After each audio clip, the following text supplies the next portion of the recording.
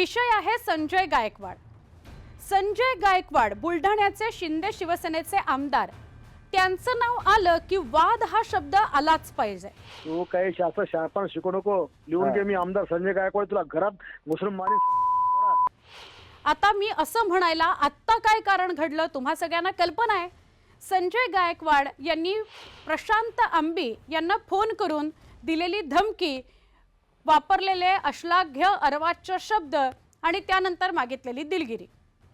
तर विषय काय ते सगळ्यात आधी आपण जाणून घेऊ. त्यानंतर या आधीची त्यांची लेटेस्ट वादग्रस्त विधानं आणि वक्तव्य ती आपण समजून घेऊ. आणि ते कसे वाचाळवीर आहेत हे सांगायला कुठल्याही वेगळ्या गोष्टींची गरज नाही, म्हणजे उदाहरणं सांगितल्यानंतर वेगळ्या कुठल्या गोष्टींची गरज नाही, हेही आपण या व्हिडिओमध्ये बघू. सुरुवात करूया. हा व्हिडिओ शेवटपर्यंत नक्की बघा. लेटेस्ट घडलेली घटना अशी की 21 एप्रिलला संजय गायकवाड यांच्या पत्नी या कुठल्या तरी कार्यक्रमाला गेलेल्या होत्या आणि तिथे त्यांना कोण होता शिवाजी कॉम्रेड गोविंद पानसरे यांचं पुस्तक भेट देण्यात आलं. ते पुस्तक जे भेट दिलेलं होतं ते त्या पुस्तक घेऊन घरी आल्या. घरी आल्यावर ते संजय गायकवाड यांच्या हातात पडलं आणि संजय गायकवाडांनी ते वाचून काढलं असं ते म्हणतात. आता खरं तर हे पुस्तक 1988चं कॉम्रेड गोविंद पानसरे यांनी लिहिलेलं, म्हणजे 37 वर्ष त्या पुस्तकाला झालेली आहेत. पण ते पुस्तक वाचल्यावर संजय गायकवाड यांना लक्षात आलं की कोण होता शिवाजी असं या पुस्तकाचं नाव आणि त्याच्यात एकेरी उल्लेख आहे. आणि त्या पुस्तकामध्ये ते पुस्तक वाचल्यावर सुद्धा 300-400 वेळा शिवाजी असा एकेरी उल्लेखच करण्यात आलेला आहे. त्यामुळे हा शिवाजी महाराजांचा अपमान आहे. आमच्या छत्रपती शिवाजी महाराजांना एकेरी उल्लेखात कसं काय कोणी संबोधू शकतं, म्हणून त्यांनी फोन लावला. आता फोन कुणाला लावला तर या पुस्तकाचे जे प्रकाशक आहेत प्रशांत आंबी असं त्यांचं नाव, तर या प्रशांत आंबींना फोन लावला. कारण याचे जे लेखक आहेत कॉम्रेड गोविंद पानसरे त्यांची हत्या झाली, त्यामुळे त्यांना तर फोन लावू शकत नाही. मग प्रकाशक प्रशांत आंबी यांना फोन लावला आणि फोन लावून अत्यंत अर्वाच्य आणि अश्लाघ्य भाषेमध्ये त्यांना शिवीगाळ करण्यात आली, जीवे मारण्याची धमकी देण्यात आली आणि तू ब्राह्मण आहेस का असंही त्याला विचारण्यात आलं. मी व्यवस्थित बोलतो, तू शिवाजी मी व्यवस्थित बोलतो. बोला. तू राहायचं कुठं? तू मी कोल्हापुरात राहतो. तुझ्या घरात घुसून मारून तुला मी.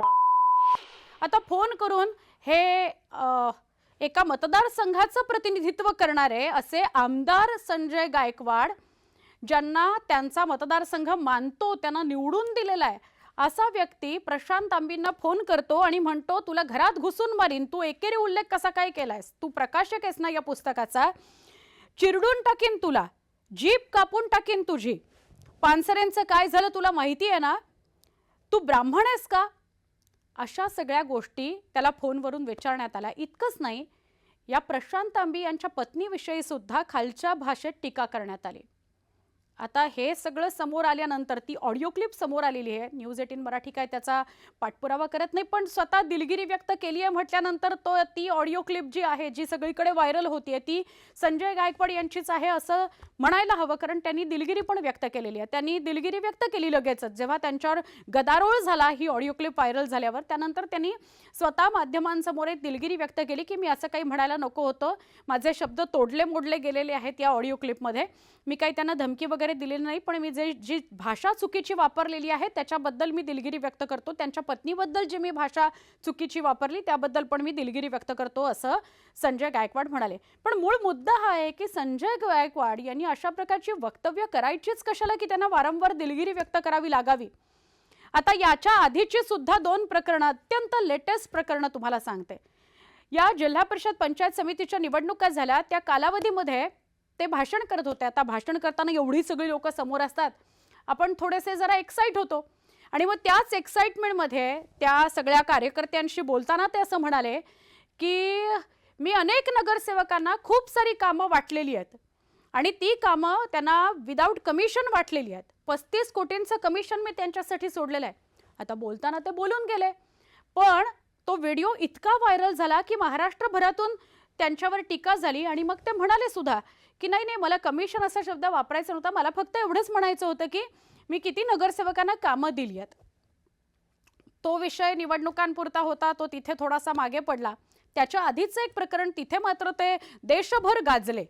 आता ते प्रकरण असं होतं की हे जे मुंबईचं आमदार निवास आहे तिथे अधिवेशनाच्या कालावधी दरम्यान ते आलेले होते आणि त्यावेळेला रात्री दिवसभर त्यांनी काय अधिवेशनादरम्यान काम केलं असेल आणि मग ते जेव्हा रात्री आपल्या रूममध्ये परतले तेव्हा त्यांनी खालचं जे आमदार निवासातलं कॅन्टीन आहे तिथून पोळी भाजी आमटी भात काय जे स्वतःसाठीचं जेवण होतं ते रूमवर मागवलं. ते जेवायला बसलेले होते घरच्याच कपड्यांमध्ये, रूममध्ये आपण ज्या कपड्यांमध्ये असतो तशा कपड्यांमध्ये ते होते आणि नेमकं त्यांच्या लक्षात आलं जेवायला बसलेलं असताना की जे वरण आहे, जी आमटी आहे त्याला वास येतोय. ते संतापले, भडकले. आता मूळचा स्वभाव त्यांचा असेल कदाचित, त्यामुळे त्यांनी जे घातलेले परिधान केलेले कपडे होते त्या कपड्यांवरच, म्हणजे टॉवेल गुंडाळलेला होता, त्या गुंडाळलेल्या टॉवेलवरच ते खाली गेले आणि त्यांनी कॅन्टीनचा जो कर्मचारी होता त्याला मारहाण केली. आता तो व्हिडिओ, त्यांचं बोलणं हे प्रचंड व्हायरल झालं. त्यानंतर सुद्धा त्यांनी दिलगिरी व्यक्त केली. आता हे असं वारंवार का होतंय त्यांच्याबद्दल याचा विचार त्यांनी करायलाच हवा. आपण बोलून जातो आणि मग नंतर पस्तावतो, आपल्याला दिलगिरी व्यक्त करावी लागते, प्रसारमाध्यमांसमोर माफी मागावी लागते, महाराष्ट्रासमोर माफी मागावी लागते. ही चांगली गोष्ट आहे का याचा विचार ज्याचा त्याने करावा. पण घडलेली घटना ही अशी आहे की प्रशांत तांबी यांना इतक्या अर्वाच्य भाषेत त्यांच्याशी बोललं गेलं, त्यांना शिवीगाळ केली, मारून टाकीन असं म्हटलं गेलं. आणि खरं तर 37 वर्षांपूर्वीचं हे पुस्तक आहे आणि अजून एक पुस्तक, म्हणजे त्यांनी असं म्हटलंय संजय गायकवाडांनी की हे जे पुस्तक आहे ते मी वाचलं आणि त्यात इतक्या वेळा शिवाजी असा एकेरी उल्लेख आहे. मग त्यांना आठवण करून द्यायला हवी आपण. प्रबोधनकार ठाकरे यांचं एक पुस्तक आहे, ते सुद्धा त्यांनी वाचावं. प्रबोधनकार ठाकरेंनी लिहिलेलं पुस्तक आहे, त्याचं नाव काय माहितीये? दगलबाज शिवाजी. आता यात सुद्धा शिवाजी असा एकेरीच उल्लेख आहे आणि दगलबाज या शब्दावरनं अजिबात गैरसमज करून घेऊ नका. दगलबाज याचा अर्थ डिप्लोमॅटिक शिवाजी असं त्याचं खरं तर उल्लेख आहे, पण तो शब्द त्यांनी वापरलेला आहे, दगलबाज शिवाजी. आता यावरून सुद्धा संजय गायकवाड वाद घालणार का? यावरून सुद्धा प्रश्न विचारणार का? ज्या ठाकरेंची शिवसेना म्हणून उल्लेख वारंवार त्यांचे पक्ष प्रतिनिधी करतात, तर त्यांनीच लिहिलेलं हे पुस्तक किंवा त्यानंतर सुद्धा आलेलं एक पुस्तक आहे आणि आता हे कॉम्रेड गोविंद पानसरे यांचं पुस्तक. तर यामध्ये हा जो उल्लेख आहे त्या उल्लेखावरनं इतका गदारोळ करणं खरंच गरजेचं आहे का? मुळातच आपल्या छत्रपती शिवाजी महाराजांची प्रतिमा कुणी मलिन करू शकतं का? त्यांचा शिवाजी असा उल्लेख केल्यानं खरोखरच त्यांचा अपमान होणार आहे का? हा एकेरी उल्लेख आहे असं समजून अशा प्रकारे वारंवार वाद का घडतायत हे सगळं विचार करण्यासारखी गोष्ट आहे. संजय गायकवाडांच्या मुद्द्याकडे पुन्हा येऊया. संजय गायकवाड यांनी काय आत्ताच वाद उत्पन्न केलेले नाही आहेत. एक जंत्री तुम्हाला बघायला मिळेल त्यांच्या वादाची आणि वक्तव्यांची. राहुल गांधी यांची जीभ जो कापेल त्याला 11 लाख रुपये देईन, 2024 मध्ये त्यांचं वक्तव्य आहे. शिवजयंतीच्या मिरवणुकीमध्ये त्यांनी एका व्यक्तीला मारहाण केलेली होती 2024 मध्येच. मतदारांना फक्त दारू आणि मटण हवं असं 2025 मध्ये त्यांचं वक्तव्य आहे. शेतकऱ्याला अश्लील शिवीगाळ त्यांनी केलेली होती. ॲट्रॉसिटी कायद्याचा गैरवापर त्यांनी केलेला होता. अशा सगळ्या गोष्टीत ते वादात आलेले आहेत. अनेकदा त्यांना माफी मागावी लागलेली आहे, दिलगिरी व्यक्त करावी लागलेली आहे. आता मुद्दा हा आहे की योग्य व्यक्तीकडून त्यांना समज दिली जाणार आहे का? हे वाचाळवीर आमदार फक्त स्वतःचंच नाव खराब करत नाहीत, तर आमदार या पदाचं मतदारसंघातल्या ज्यांनी त्यांच्यावर विश्वास टाकला त्या लोकांचं सुद्धा नाव खराब करतात, त्या पक्षाचं नाव खराब करतात, पक्षप्रतिनिधीचं नाव खराब करतात. याची त्यांना जाणीव होणार आहे का?